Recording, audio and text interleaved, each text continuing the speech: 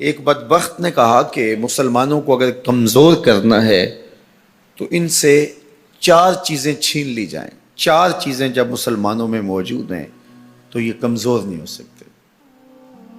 ایک قرآن مجید، یہ ان کی وحدت کی ضمانت ہے، اور یہ کتاب ان کی وہ ایسی پاکیزہ اور متحرک اور فعال تھیوری ہے جو کبھی بھی فرسودہ نہیں ہوتی، اور ہر دور کی ضرورت کو یہ کتاب پورا کرتی ہے.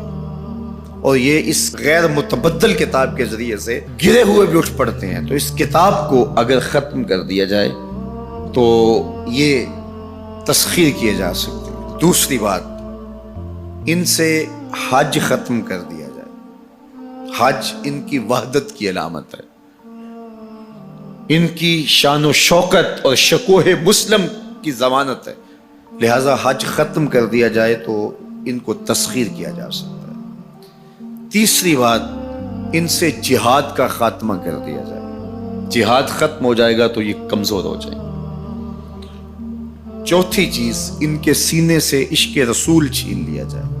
محبت رسول اس کے سینے سے کھینچ لی جائے. اگر یہ دولت نہیں رہے گی تو یہ مٹی کے مجسمے ہوں گے اور ان کے اندر کچھ نہیں ہوگا. وہ فاقہ کش جو موت سے ڈرتا نہیں ذرا، روح محمد اس کے بدن سے نکال. تو کہا یہ 4 چیزیں اگر ان سے چھین لی جائیں تو ان کو تسخیر کرنا آسان ہوگا. اب ان میں سے 2 چیزوں پر جب محنت کی گئی تو جہاد کے خاتمے کے لیے مسلمہ پنجاب مرزا قادیانی کو کھڑا کیا گیا، اور اس کا کام یہ تھا کہ مسلمانوں کی ذہن سازی کرے کہ جہاد ختم ہو گیا ہے. اور وہ خود لکھتا ہے کہ میں نے جہاد کی ممانعت پر اتنا کچھ لکھا ہے اور اطراف و اکناف میں بھیجا ہے، اگر وہ جمع کرنا ممکن ہو تو 300 الماریاں بھر جائیں. اتنا کچھ میں نے جہاد کی ممانعت میں لکھا ہے. تو وہ اس ایجنڈے پہ آیا تھا. نادیدہ ہاتھ اس کو لے کر کے آئے تھے، اور وہ ایک شخص نہیں تھا، 3 شخص تھے جن کا انٹرویو کیا گیا. سب سے مناسب یہ لگا تو اس کو انہوں نے جو ہے وہ اس کام کے لیے متعین کیا، اور جتنی بھی اس کو مالی ضروریات تھی اور حکومت کی سپورٹ تھی وہ میسر تھی. اسی طرح بہاءاللہ کو حج کے ختم کرنے کے لیے وہاں ایران میں کھڑا کیا، اور اس نے جگہ جگہ کعبۃ اللہ کے ماڈل بنائے اور کہا اتنی دور سفر کر کے جاتے ہو، یہیں گھوم لیا کرو، تمہارا ذوق پورا ہو جایا کرے گا. اب یہ 2 لوگوں کو نادیدہ ہاتھوں نے ان 2 چیزوں کو ختم کرنے کے لیے، جہاد اور حج کو ختم کرنے کے لیے تیار کیا تھا، اور ان کے اوپر اس زمانے کے اندر انہوں نے کروڑوں روپے لگائے تھے.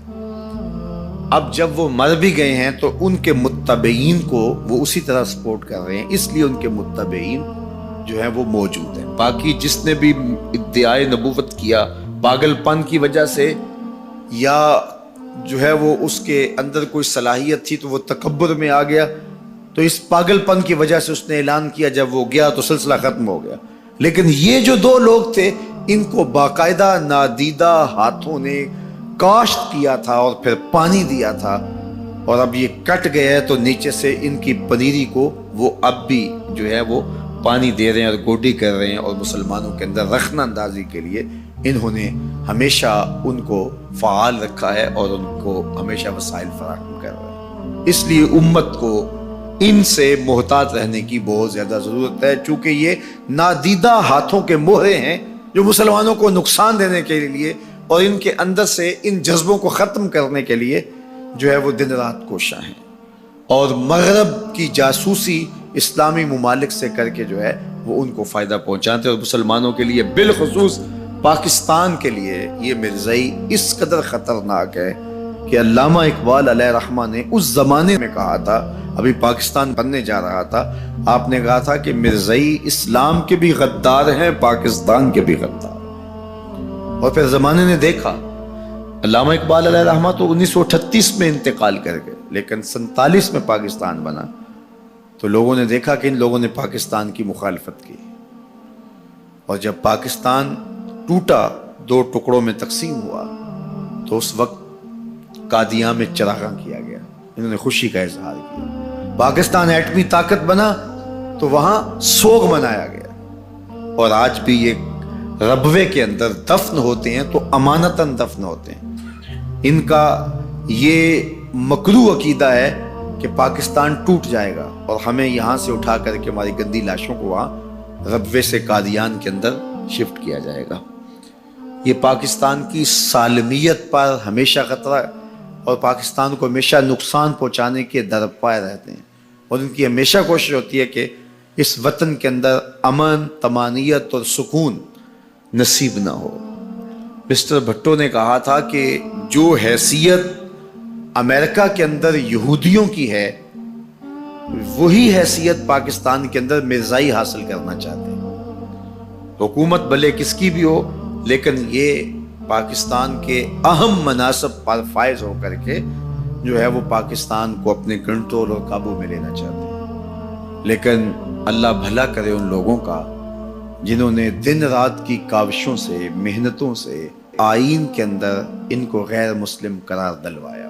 علماء نے، مشائخ نے، سب لوگوں نے، تمام مسالک کے لوگوں نے مل کے اس میں کاوش کی، محنت کی کہ یہ 7 ستمبر کا دن تھا، 1974 کی شام تھی، 4:35 ہو رہے تھے کہ جب دستخط ہوئے کہ مرزائی چاہے ربوی ہوں چاہے لاہوری ہوں کافر ہیں، اور پھر ہر سمت سے نعرہ تکبیر اور نعرہ رسالت کی آوازیں آنے لگی اور تاجدار ختم نبوت زندہ باد کی صدائے دل نواز گونجنے لگی۔ پھر اس وقت سے لے کر یہ پاکستان کے خلاف سازشوں میں اور زیادہ مصروف ہو گئے۔ پوری دنیا کے اوپر پھیلے ہوئے مرزائی پاکستان کو رسوا اور بدنام کرنا چاہتے ہیں مختلف ممالک کے اندر، اور ان کے مختلف ممالک کے ساتھ تعلقات ہیں مختلف بنیادوں پر، چونکہ یہ تھے ان کے، اور ان کے خود کاشتہ پودا تھا مرزائیت جو یہاں لگایا گیا، یہودیت کا خود کاشتہ پودا ہے۔